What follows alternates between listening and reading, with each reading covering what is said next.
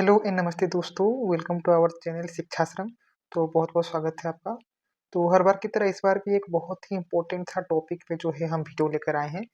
तो जिसका शीर्षक है, आप देख सकते हैं, important chapters for next exam. तो जैसे ही समय बीतते जा रहा है, नया साल भी आते जा रहा है, उतनी ही तेज़ी से जो है आपका नेक्स्ट एग्जाम का डेट भी सामने आते जा रहा है।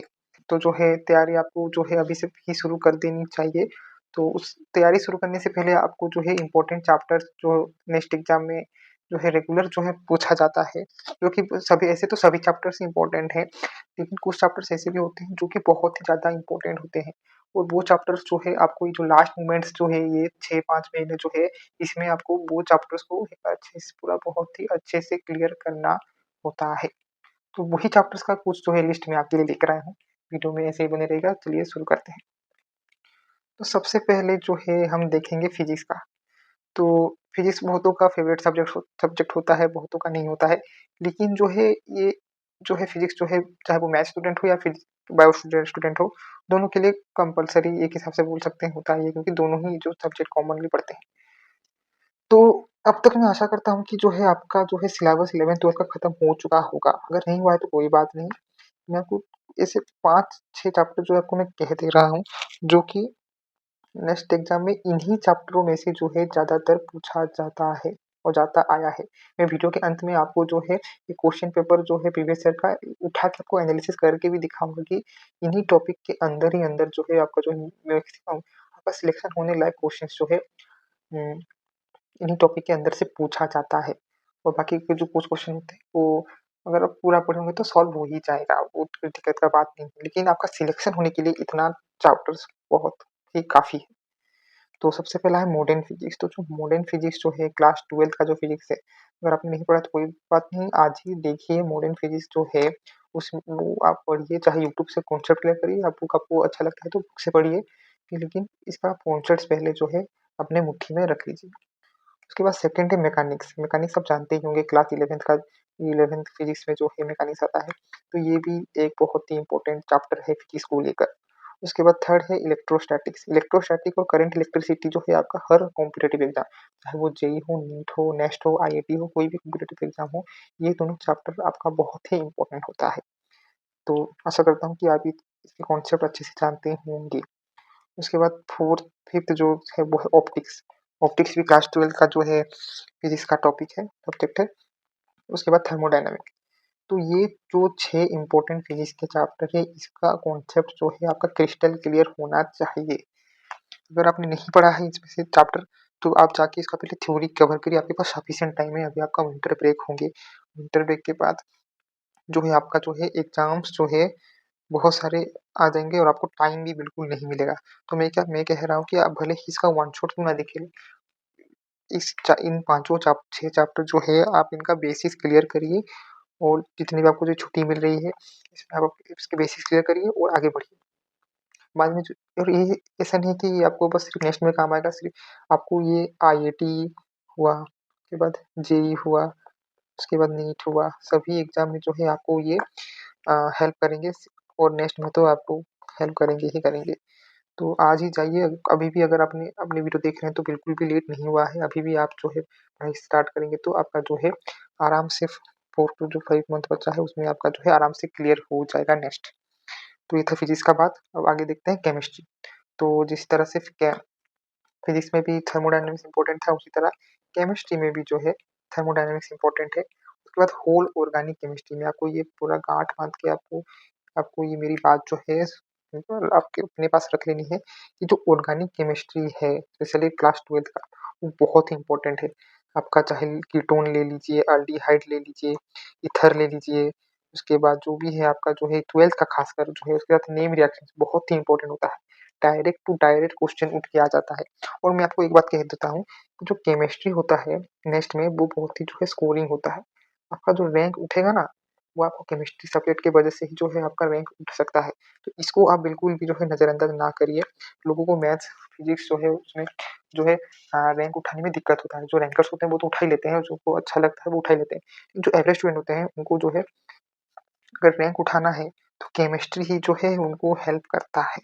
तो बिल्कुल भी नज़रअंदाज मत कीजिएगा, हल्के में नहीं लीजिएगा, केमिस्ट्री को सीरियसली पढ़िएगा वो जो है दिखेगा, आपका केमिस्ट्री जो है आपका रैंक जो है बूस्ट करेगा और आपको रैंक सिलेक्शन की ओर पे आपको लेके जाएगा। और बाकी आप फिजिक्स केमिस्ट्री अच्छा किए तो उसके कारण जो है आपका रैंक भी अच्छा हो जाएगा। केमिस्ट्री से आपका सिलेक्शन जो है वो आपका पक्का कर देता है। तो होल ऑर्गेनिक केमिस्ट्री स्पेशली 12 और नेम रिएक्शन जैसे को ये जो है कॉन्सेप्ट इसका क्लियर करना है, इसकी डायरेक्ट कोल्ड बेस रिएक्शंस कहा जाता है और राइमर टाइमर वो सब जो है क्वेश्चन डायरेक्ट उठ के आ जाते हैं, तो उसका एक बार ध्यान से देख लीजिएगा। उसके बाद कोऑर्डिनेशन केमिस्ट्री भी बहुत इंपॉर्टेंट चैप्टर है, ये भी आप देख लीजिएगा। उसके बाद आइसोमेरिज्म के बिना तो आपका केमिस्ट्री अधूरा ही है, तो आइसोमेरिज्म पढ़ना बिल्कुल भी मत भूलिएगा। इसके आपको अगर बुक से समझ नहीं आ रही है तो यूट्यूब में लाखों करोड़ों वीडियोस आपको मिल जाएंगे। और अगर आपको ये भी जानना है कि किस यूट्यूब चैनल से पढ़ना है, अगर आपको ये जानना है तो वो आप कमेंट बॉक्स में मुझे लिखिए, अगर आपको इस पे वीडियो चाहिए तो मैं बना दूंगा। उसके बाद जो है आप पीरियोडिक टेबल, ये तो बहुत ही मतलब जो है स्कोरिंग होता है, कॉन्सेप्ट इजी इजी होते हैं, हल्के फुल्के चीज़ें ट्रेंड्स वेंड्स याद करने होते हैं, बाकी बहुत ही स्कोरिंग चैप्टर है, तो इसको भी बिल्कुल मत छोड़िएगा। उसके बाद आपका केमिकल काइनेटिक्स हुआ, इक्विलिब्रियम हुआ और खासकर ये एरोमेटिसिटी, इसका एक क्वेश्चन तो श्योर आता ही आता है। आपको ऐसे एक दो तीन तरह से स्ट्रक्चर दे देगा और बोलेगा ये एरोमेटिक है कि नहीं पता करो, तो आप जो है 4n+2 वो रूल जो है अप्लाई करके आप एरोमेटिसिटी चेक कर सकते हैं। तो ये भी बिल्कुल मत छोड़िएगा, जो है आपको ये मार्क देगा, आपको ये सिलेक्शन के तौर पे लेके जाएगा केमिस्ट्री, हमेशा याद रखिएगा।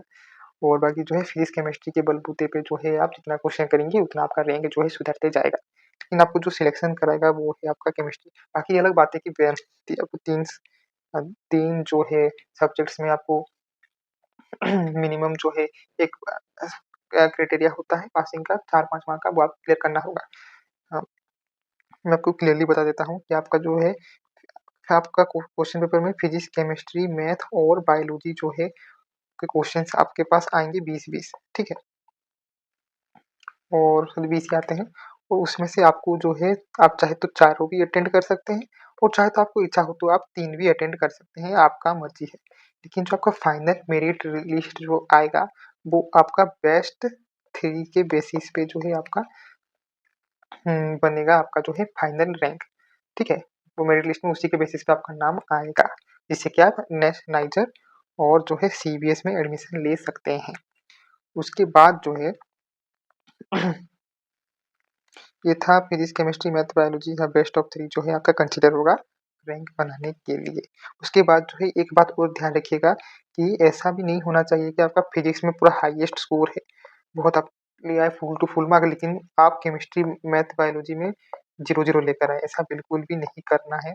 एक तीनों ही सब्जेक्ट में, चारों ही सब्जेक्ट में जो है 3 कंसीडर होता है, तो तीनों कोई भी तीनों सब्जेक्ट में जो है आप जिसमें आपका अच्छा स्कोर है उसमें जो है मिनिमम एडमिशन क्या बोलते हैं मुझे याद नहीं आ रहा है, लेकिन मिनिमम क्वालिफाइंग ऐसा मार्क होता है, क्वालिफाइंग मार्क होता है जो कि आपको क्लियर करना होता है। मेनली ये 4-5 मार्क का होता है, जैसे कि इसका मतलब ये है कि आपको एक सब्जेक्ट में मिनिमम अगर 4 हुआ तो 4 मार्क मिनिमम लाना होता है, 4 टू 5 मार्क्स, तभी जो है आप क्वालिफाइड कहलाएंगे। अगर आपका फिजिक्स में जो है 20-25 ऐसे आगे बहुत 40 ऐसा आपका अच्छा मार्क आ गया है और मैथ में आपका 0 है, केमिस्ट्री में 0 है, तो इस कंडीशन में आप जो है क्वालिफाई नहीं करेंगे। आपको ईच सब्जेक्ट में जो है क्वालिफाइंग मार्क्स जो है क्लियर करना पड़ेगा और वो हर साल अलग-अलग होता है। आप प्रीवियस ईयर के जो है नेक्स्ट वेबसाइट पे देख सकते हैं। तो हम वीडियो पे वापस लौटते हैं, ये बेसिक चीज़ें कुछ था, ये भी आपको बताना बहुत ही ज़रूरत था। तो हमने जो है केमिस्ट्री का देख लिया, अब देखते हैं मैथमेटिक्स। तो बहुत से बच्चों को जो है मैथमेटिक्स में दिक्कत होता है, बहुत से ऐसे भी मेरे जो वीडियो देख रहे हैं वो ऐसे भी हो सकते हैं जो कि बायोलॉजी बैकग्राउंड से हो। तो उनके लिए मैं कह देता हूँ कि अगर आपको टेंशन लेने का ज़रूरत नहीं है, अगर मैथ नहीं हो रहा है तो बिल्कुल भी टेंशन मत लें। आप जो है जो ये मैं कुछ चैप्टर बता रहा हूँ जिसके क्वेश्चन श्योर 1-2 आते ही आते हैं, तो आप चाहे तो उसको अटेंड कर सकते हैं। और ऐसा भी नहीं कि आपको मैथ पढ़ने से आपको टाइम वेस्ट हो जाएगा या फिर आगे यूज़ नहीं होगा। आप चाहे नेक्स्ट क्लियर करके आगे जो है आप जब नाइजर में आएँगे, तो आपका जो है फर्स्ट ईयर में आपको मैथ मतलब 2 सेमेस्टर में फर्स्ट ईयर में 2 सेमेस्टर होंगे, तो दोनों सेमेस्टर में जो है आपको मैथ्स जो है पढ़ने होंगे, ठीक है? तो इसीलिए मैथ्स का ये बेसिक जो है नॉलेज आपको होना चाहिए और सिर्फ़ इसमें ही काम नहीं आएगा, आपका मैथ्स जो है आईआईजेर एप्टीट्यूड टेस्ट में भी जो आप देना चाहते हैं, जिससे कि आपको 7 आइजर्स में एडमिशन होता है, तो उसमें भी आपका जो है उसमें तो चारों सब्जेक्ट कंसीडर होते हैं। उसमें अगर आप ये चैप्टर्स पढ़े होंगे तो वो आप मैथ्स भी अटेंड कर सकते हैं और आपका अच्छा जो है मार्क्स भी आ सकता है। तो बिल्कुल भी नुकसान नहीं होगा। आप ये मैं जो कह रहा हूँ, इतने चैप्टर्स भी अगर आप पढ़ दिए तो आपका जो है अच्छा खासा जो है आप मार्क उठा के लाएँगे मैथमेटिक्स से। इसमें से कि सबसे पहला चैप्टर है आपका ये मैट्रिक्स एंड डिटरमिनेंट। ये आप बिल्कुल भी मत छोड़िएगा, मैथ्स का सबसे ईज़ी चैप्टर जो है यही है, मैट्रिसेस एंड डिटरमिनेंट्स। उसके बाद जो सेकंड है जो है वेक्टर्स, ये भी आप फिजिक्स में तो पढ़े होंगे तो उससे ही रिलेटेबल है, तो ये भी पढ़ सकते हैं। उसके बाद प्रोबेबिलिटी एंड स्टैटिस्टिक्स, इसका एक क्वेश्चन पक्का ही आता है, या तो प्रोबेबिलिटी से आएगा या तो स्टैटिस्टिक्स से आएगा, तो ये भी आप देख सकते हैं। और ट्रिग्नोमेट्री, इसमें आपको थोड़ा प्रॉब्लम आ सकता है तो आप टेंशन ना लें, अगर नहीं हो रहा है तो बिल्कुल भी मत छूइएगा, लेकिन बेसिक बेसिक चीज़ें जो है आप इसके देख लें। और सबसे इम्पोर्टेंट, इसको मैं 2 मार्क करूँगा, कैलकुलस दोस्त। कैलकुलस के 2 से 3 सवाल भी कभी-कभी एक पेपर में आ जाते हैं, तो कैलकुलस तो बिल्कुल भी ना छोड़िएगा। ये डबल स्टार इसीलिए मैं दे रहा हूँ कि कैलकुलस कभी भी मत छोड़िएगा। मैं आपको अभी आगे जो है 2024 का जो है पेपर आया था नेक्स्ट का, उसको मैं एनालिसिस कराऊँगा, उसमें आप देखिएगा कि कैलकुलस का कितने सवाल आए थे, मैं आपको दिखाऊँगा, आप चौंक जाएँगे।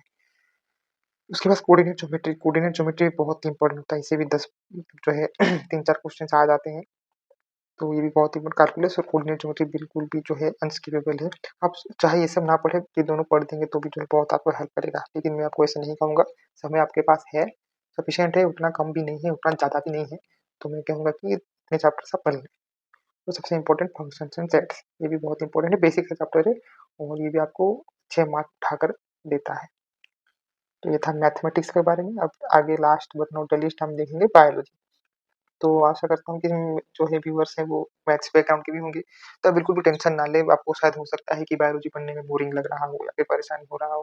लेकिन अभी जैसे कि मैंने आप मैथ वालों को तो ऊपर मैंने कहा कि जैसे बायो वालों को मैथ पढ़ना पड़ेगा मेजर आने के बाद, ऐसे ही मैथ वालों को भी बायोलॉजी पढ़ना होगा और आपको भी आईआईटी, आईजेड एप्टीट्यूड एग्जाम में जो है काम आएगा और अदर एग्जाम में भी काम आएगा।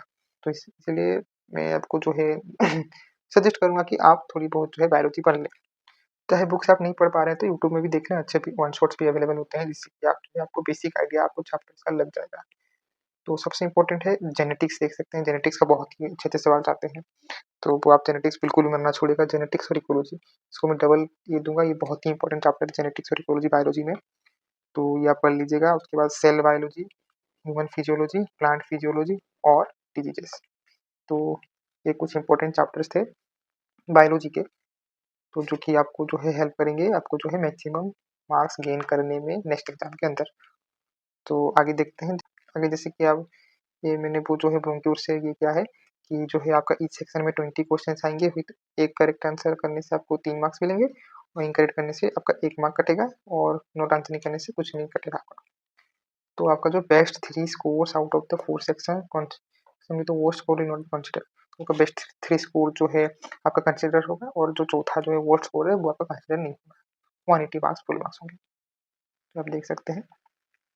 और सबसे इम्पोर्टेंट बात ये है कि आपका जो सिलेबस है वो 2024 के हिसाब से मैं आपको बता रहा हूँ, जो सिलेबस जो नेक्स्ट का था वो था rationalised science syllabus of NCERT of classes 11 and 12। तो उसके ही बेसिस पे आप देख लीजिएगा कि जो है नई एनसीईआरटी के हिसाब से जो है आपका क्या रिड्यूस हुआ है क्या नहीं है, उसके हिसाब से ही जो है आप पढ़िएगा, ठीक है। तो मोर सिलेबस जो है आप ये वेबसाइट पे जो है एनसीईआरटी के उसमें आप पा लेंगे। अगर आपको ज़रूरत हो तो मैं डिस्क्रिप्शन में भी डाल दूँगा और मोर इन्फॉर्मेशन के लिए आप नेक्स्ट एग्जाम डॉट इन की वेबसाइट पे जाके भी बहुत कुछ चीज़ें जान सकते हैं। तो अब जैसे कि मैंने कहा था मैं आपको भी एनालिसिस दिखाता हूँ तो प्रीवियस ईयर का चैनल पे। तो देख सकते हैं ये जो है 2024 का सेट ए का पेपर है।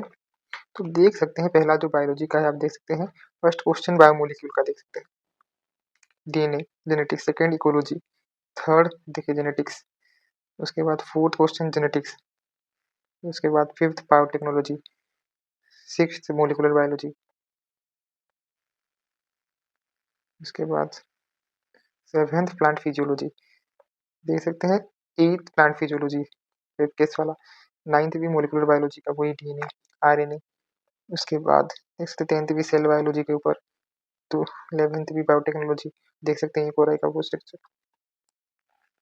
उसके बाद 12th भी इकोलॉजी का, 13th इवोल्यूशन का ये देख सकते हैं, 14th भी माइक्रोबायोलॉजी, 15th भी cell biology, 10th microbio, 17th ecology, 18th biochemistry देख सकते हैं स्ट्रक्चर्स से, 19th माइक्रोबायो, 20th बायोकेमिस्ट्री का।